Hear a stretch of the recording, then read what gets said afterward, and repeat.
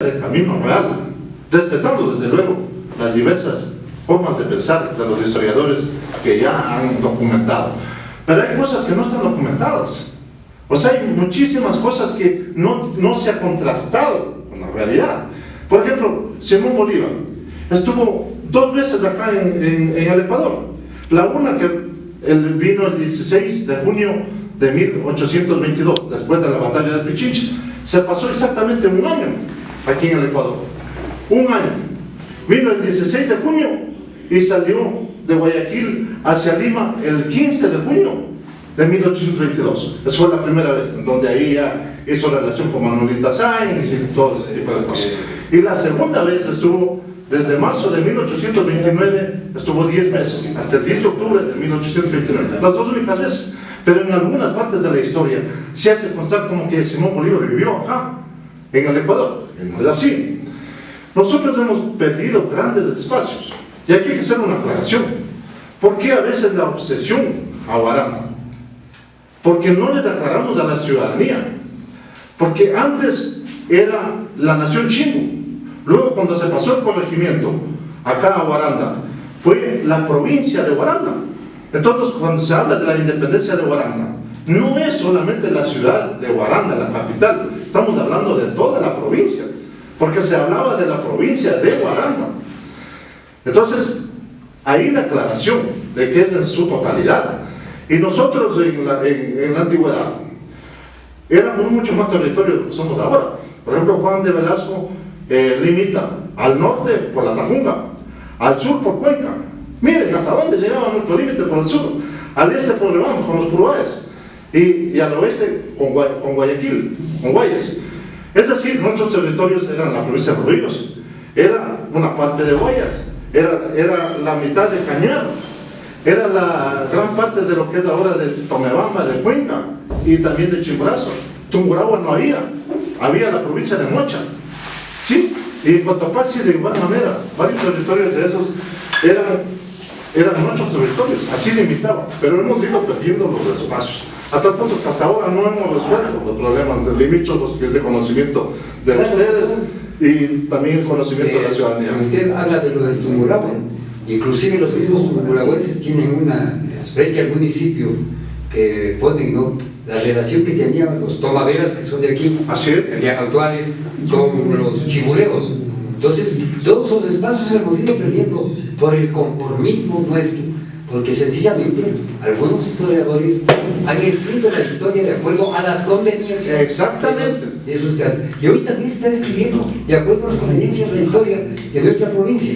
Pero bien, doctor, que usted está abriendo los ojos al pueblo para que despierte. Nuestro pueblo está todavía dormido, está aletargado, y voces como la suya, y con la que nosotros tratamos de imprimir, como hicimos, de que se respete aquí la Constitución de los años anteriores. Hicimos que se respete la construcción de la carretera y muchas cosas más que podríamos poner aquí en tapete para discutir. Precisamente tenemos que enseñar a nuestros niños, a nuestros jóvenes, la verdadera historia. Y ahí está el compromiso de los sociólogos y de los historiadores y de los antropólogos.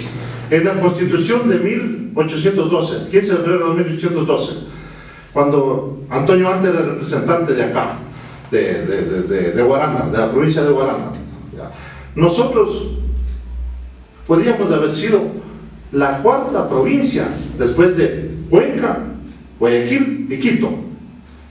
Debíamos haber sido la 4ª provincia en el país, de no haber sido por una bronca que se dio entre los unitaristas centralistas y los unitaristes federalistas, es decir, entre el sanchismo, porque Joaquín Sánchez es el que se salió del Congreso y no dio un quórum, pero él el que fue alineado a Simón Bolívar, ¿ya?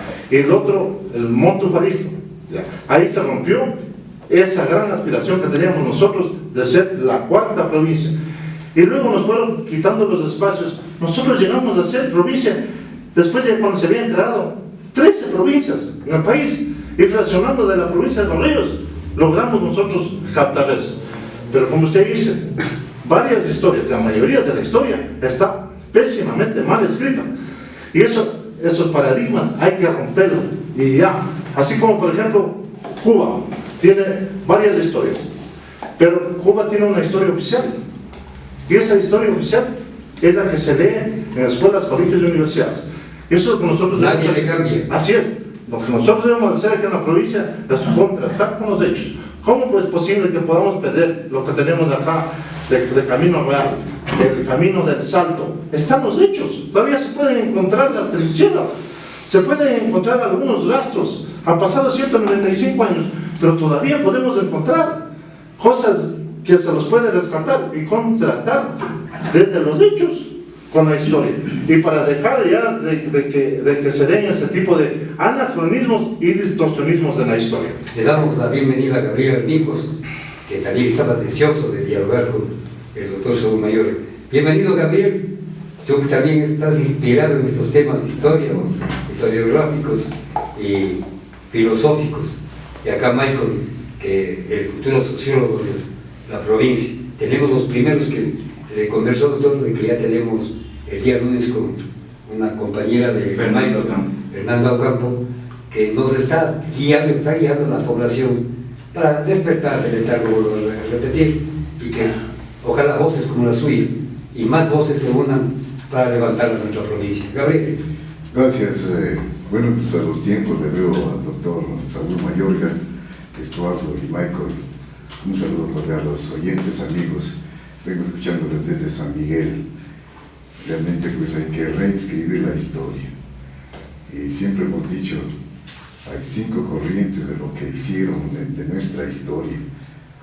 No hemos utilizado ninguna de ellas porque todos son una farsa. Hay que reescribir, hay que utilizar el materialismo histórico dialéctico. En base a eso empezaremos a entender lo que es la historia. Porque muchos todavía siguen creyendo de que Abdón Calderón, el héroe niño, entre comillas, pues tomó la espada, tomó el asta, y Miguelito viva la patria, ¿no? Pero ese cuento lo metieron hasta decir basta. Manuel de Jesús La Calle. realidad son diferentes. La lucha es económica, la lucha es ideológica, la lucha es por el razonamiento de los pueblos, porque buscan mejores alternativas de solución a los problemas. No es que nadie nace porque quiere ser héroe, no. Los héroes nunca nacieron, se hicieron y se colgaron a través de la lucha eterna. Así que bienvenido, pues, y que no sea la última ni la primera vez. Vea, doctor, hay que mucho conversar, hay mucho que orientar a la ciudadanía bolivarense. Parece que estuvimos acostumbrados simplemente a la diatriba, a la mentira, al insulto, a esta serie de cosas que eso no es hacer periodismo. Aquí estamos reeducando al pueblo de Bolívar porque aspiramos y esperamos de que los nuevos hombres, los nuevos seres